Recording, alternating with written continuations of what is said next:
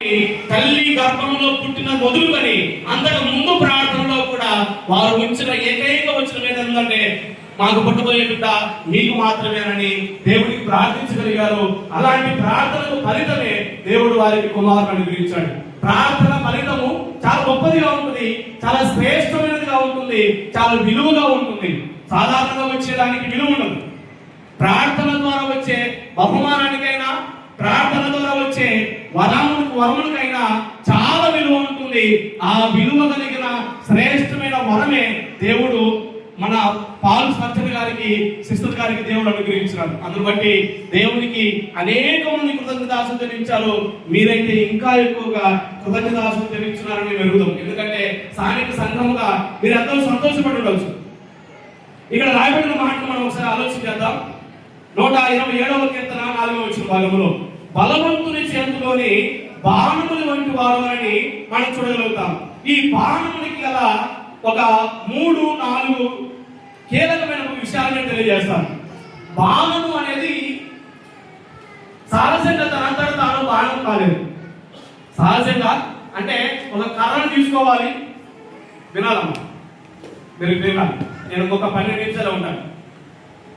ఒక కర్రను తీసుకోవాలి, ఆ కర్రని సరి చేయాలి. ఏదైనా వంకరగా ఉంటే వంకరను కూడా తీసివేసి సరైన రీతిలో చక్కగా ఉండేలాగా ఆ యొక్క కర్రను తయారు చేయాలి. ఆ కర్రకు చివరిలో పదులు పెట్టాలి. తర్వాత కర్ర ఎక్కడైనా ఈ చివరిలో బరువు ఉందా, ఈ చివరిలో బరువు ఉందా అని చూసుకొని ఏ పక్క కూడా బరువు ఎక్కువ కాకుండా తక్కువ కాకుండా సమతుల్యంగా ఉండేలాగా తయారు చేస్తారు ఆ బాణాన్ని. అలా బాణాన్ని తయారు చేయడమే బాణంకున్న ప్రత్యేకమైన లక్షణం. కారణం ఏంటంటే గురి పెట్టడానికి చాలా కీలకమైన ఒక వస్తువు బాణం. గురి పెట్టడానికి ఆ గురికి ఉండే లక్ష్యం వేరు, ఆ గురికి ఉండే ఆ తీర్మానం వేరు. ఎందుకు గురి పెడతామనే దాన్ని వేరే విషయం. ఎందుకు గురి పెడతారు అంటే, ఒకటి సూటిగా మనం ఏదైతే లక్ష్యం పెట్టుకుంటామో ఆ లక్ష్యం చేరడానికి బాణాన్ని ఎక్కువ పెడతాం. ఎక్కువ పెట్టినప్పుడు అక్కడ మరి సూత్రాన్ని మనం గమనించాలి. బాణాన్ని ఎక్కువ పెట్టినప్పుడు చాలా బలంగా ఎనికి లాగుతుంది. ఎంత బలంగా ఎనికి లాగితే అంత ఫోర్స్గా ముందుకు వెళ్తుంది బాణం. ఎంత బలంగా ఎనికి లాగితే అంత ఫోర్స్గా ముందుకు వెళ్తుంది. ఈ ఎనికి లాగే క్రమం ఏంటంటే మనం సామెతలు 22వ అధ్యాయము 6వ వచన భాగంలో చూడగలుగుతాం. బాలుడు నడవలసిన త్రోవను వానికి నేర్పుము, పెద్దవాడైన తర్వాత వాడు దానిలో నుండి. అంటే నేర్పుతనము కనుక నేర్పించగలిగితే, భక్తిలో సాధనము చేయగలిగితే, అది కష్టంతో కూడిందే, అరుపులతో కూడిందే, భయపెట్టే విధానంలో శిక్షతో కూడినదే.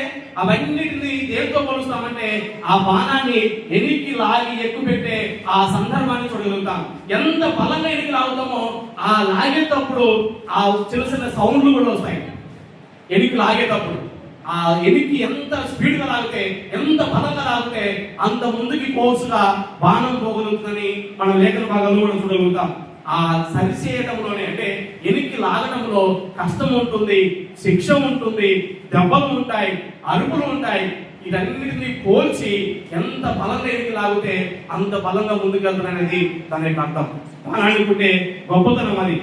తర్వాత బాణము ముందుకుండే ఆ దిశని చాలా కీలకమైనది.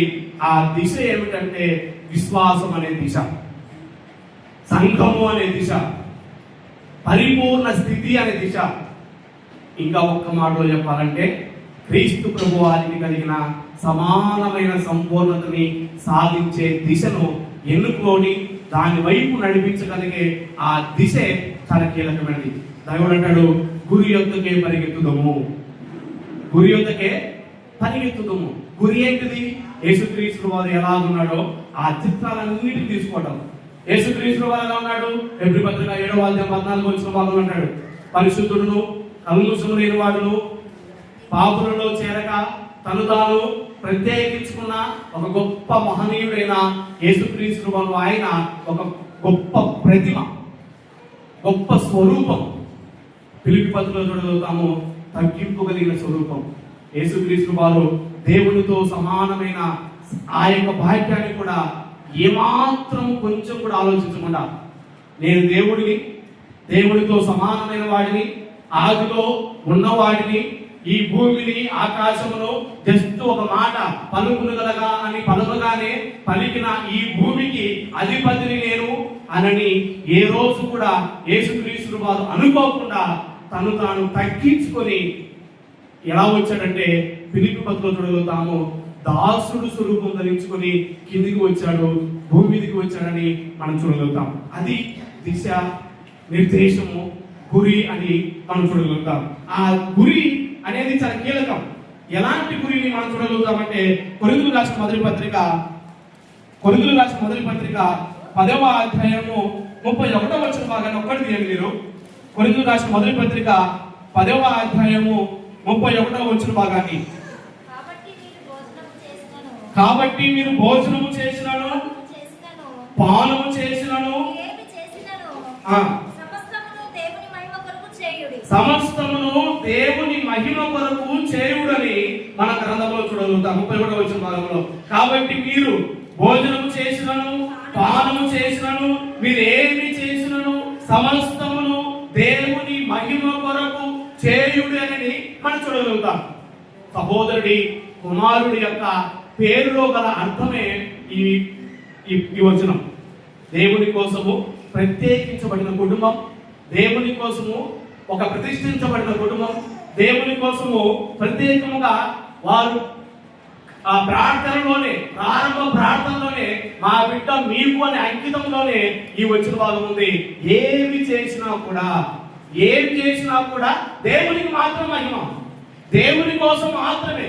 ఇక వేరే ఉద్దేశం ఏమి లేవు, వేరే ఏ ఆలోచన లేదు, ఏ స్వార్థం లేదు, ఎలాంటి అరమరికలు లేకుండా దేవుని కోసం కష్టపడే ఆ యొక్క గొప్ప ఆలోచన కలిగిన దైవజనులు మీ దైవజనులు, మా సహోదరులు. అలాంటి వారికి పుట్టిన కుమారుడు కూడా ఇదిగో ఇలాగనే ఉండబోతాడని నా గొప్ప నమ్మకం. అది రాయబడిన మాట మరొకసారి చదువుతాను చూడండి. మీరేమి చేసినానో సమస్తమును దేవుని కోసం మాత్రమే చేయుడి. ఏమి చేసినాను కూడా దేవుని కోసమే, ఏమి చేసినా కూడా దేవుని కోసమే. అది కాకపోతే, ఆ ఆలోచన రాకపోతే చాలా కష్టం. అన్న ప్రార్థన చేసింది, ఎంతగా ప్రార్థన చేసింది అంటే అలిసిపోయేంతగా ప్రార్థన చేసింది, సొమ్మసిల్లేంతగా ప్రార్థన చేసింది. ఇంకొక భాషలో చెప్పాలంటే అటుగా పోయే వాళ్ళు మందు దాగి పడిపోయిందేమో అని అంతగా స్థుతి లేని, మతి లేని పరిస్థితిలోనికి ఆమె పడిపోయింది. అంతగా ప్రార్థనలో ఏకీభవించినాము. అంతగా ప్రార్థన చేసిన ప్రార్థనలో ఉన్న మాట ఏమిటంటే, నాకు కుమారుని ఇస్తే నీకే, నాకు కుమారుని ఇస్తే నీకే. ఎవరికి? దేవునికి. మాట తప్పిందా? పాలు విడిచిన వెంటనే ఎన్ని సంవత్సరాలు విడిచిన పాలు? మహా అయితే 3 సంవత్సరాలు. అంతేనా? 3 సంవత్సరాల్లో బిడ్డలు పాలు మాన్పించేది. 3 సంవత్సరాలు తీసుకుపోయి దేవుని మందిరాలు పెడితే బిడ్డ ఉమ్మలవుతాడా? సాధ్యమా? తల్లి ప్రేమ కలిగిన వాళ్ళు సాధ్యం కాదంటున్నారు. కానీ దేవుని మీద ప్రేమ ఉండి దేవునిపై ఆధారపడిన వారందరికీ అది సాధ్యము అని నిరూపించిన వారే అన్న. దేవునిపైన ఆధారపడింది, దేవునిపైన మాత్రమే ఆధారపడింది, దేవునిపైన మాత్రమే ఆధారపడింది. కాబట్టి తల్లి ప్రేమను చూపకుండా మరిచిపోయేలాగా తీసుకొని పోయి దేవాలయంలో వదిలిపెడితే ఆ బిడ్డ ఎంతటి గొప్పవాడే అంటే, దేవుడు పరలోకమన్న దేవుడు, సింహాసనాసీనుడైన దేవుడు, పరలోక రాజ్యంలో దేవదూతలతోటి, కోట్లాది మంది దేవతలతోటి నిత్యము పరిశుద్ధుడు పరిశుద్ధుడు పరిశుద్ధుడని కొనియాడబడుచున్న ఆ దేవుడు ఏమని పిలిచాడో తెలుసా? సమూయేలు. ఎందుకో ఆశీర్వాదం అది. అక్కడ ఉన్న దేవుడు ఎక్కువ మంది ఎవరు పిలవలే. దేవుడు బైబిల్ గ్రంథంలో చాలా తక్కువ మంది నేర్చుకోగలుగుతాం పేరు పెట్టి పిలిచిన సందర్భాలు. అందులో ఒకరెవరు అంటే సమూయేలు. సమూయేలు అని పిలిస్తే ఆయన లేచి చిత్తగించు ప్రభువా, చిత్తగించు ప్రభువా, నీ దాసుడు ఆలకిస్తున్నాడు, మీరు చెప్పండి అంటే ఎవరి దృష్టిలోకి వెళ్ళిపోయాడు? అతను ఎవరి స్థానంలోకి వెళ్ళిపోయాడు? భూమి మీద ఒక చిన్న గుడారంలో, ఒక చిన్న దేవాలయంలో, ఇంకా దేవాలయం కాలేటప్పటికి కేవలం టెంట్ మాత్రమే ఉంది. టెంటులో మందసాన్ని పెట్టారు.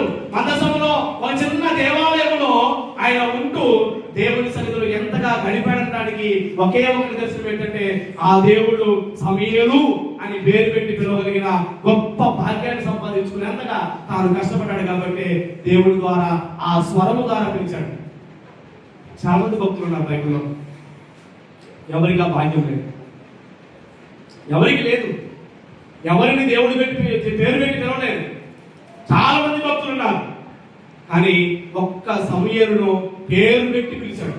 సమూయేలు ఒకసారా కాదు, 2 సార్లా కాదు, 3 పర్యాయాలు సమూయేలు సమూయేలు సమూయేలు అని పిలవగలిగాడంటే that is the faith, that is the service.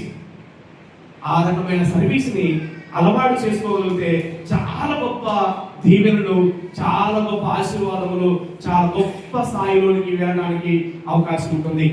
ఏదో ఒక మామూలు స్థానంలో ఉన్న హన్న ప్రార్థిస్తే కుమారుడు అనుగ్రహిస్తే ఆ కుమారుడు పోయి దేవాలయంలో ఉంటే మొట్టమొదటి రాజును అభిషేకించే గొప్ప భాగ్యం ఎవరికి దొరికిందంటే సమూయేలుకు దొరికింది. సౌలు రాజుని అభిషేకించే, రాజుగా అభిషేకించే భాగ్యం, రాజుగా అభిషేకించే భాగ్యము దొరికిందనంటే సాధారణమైన విషయం కాదని మనం అర్థం చేసుకోవాలి. కాబట్టి అలాంటి బాణాన్ని తయారు చేయాలి, అలాంటి గురిని పెట్టుకొని తయారు చేయాలి, అలాంటి ఒక గమ్యం పెట్టుకొని ఈ ఇరువురు దైవజనులు తయారు చేయాలని మేము మనస్ఫూర్తిగా కోరుకుంటున్నాను. అందులో ఎలాంటి సందేహం లేదు. ఎందుకు అనంటే వారిద్దరూ కలయిక అనేది, సంఘము అనేది ఈ 3 చాలా కీలకమైనవి. ఒకటి అగస్టిన్ గారు, రెండవది పాల్ స్పర్జన్ గారు, మూడవది క్రైస్ట్ చర్చి. ఈ 3ని కలిపితే ఒక యూనివర్సిటీ. ఏంటిది? ఒక యూనివర్సిటీ, ఒక పెద్ద యూనివర్సిటీ. అందులో రకరకాల సబ్జెక్టులు ఉంటాయి, రకరకాల బోధనలు ఉంటాయి. అవన్నీ కూడా ఇక్కడి నుంచి మొదలవబోతున్నాయి. ఇలాంటి ఒక భాగ్యము ఆ బిడ్డకు దొరికింది. అందును బట్టి దేవునికి నేను కృతజ్ఞతాస్తుతులు చేస్తూ ఆ బిడ్డకు కావలసిన మెండైన నిండుగా దీవెనలు, ఆశీర్వాదములు దేవుడు మరింతగా అనుగ్రహిస్తాడని మనస్ఫూర్తిగా నేను కోరుకుంటూ చివరిగా నేను ఒక్క మాట చెప్పి నేను ముగిస్తాను. ఒక గొప్ప క్రైస్తవ తండ్రి కావచ్చు, ఒక బైబిల్ టీచర్ కావచ్చు, ఒక ప్రీచర్ కావచ్చు, ఒక మిషనరీ కావచ్చు, ఒక మంచి వైద్యుడు కావచ్చు, ఒక గొప్ప ఇంజనీర్ కావచ్చు, ఒక నాయకుడు కావచ్చు, వీటన్నిటికి మించి దేవునికి ఇష్టమైన ఒక బిడ్డగా కావచ్చు.